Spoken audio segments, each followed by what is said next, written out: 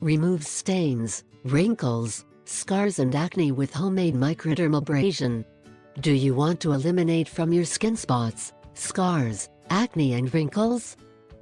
I invite you to try then this very simple treatment of homemade microdermabrasion that I teach them to prepare then that I started to use about a month ago and I have loved, since I have seen surprising changes in my skin.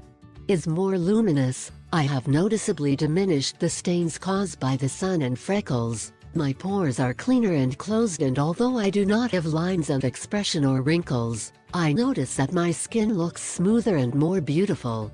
Microdermabrasion is a treatment very similar to a peeling, but less aggressive for the skin, and what it does is renew the skin, remove scars, reduce stains, close the pores and eliminate dead cells that make the skin look lifeless and tired.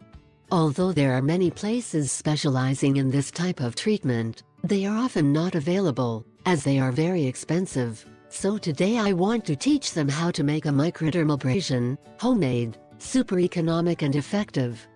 To prepare the paste that you are going to apply on your face, you need the following ingredients: a spoonful of baking soda, droplets of extra virgin olive oil. Mix the baking soda with the olive oil until it forms a paste that is not so liquid or so thick, and with the help of a sponge, cotton or with your hands, apply this mixture on your face, avoiding the area of the eyes, doing a gentle circular massage. Do not worry if you feel something itchy, as it is normal, but if it hurts or it burns, it is important that you remove it immediately.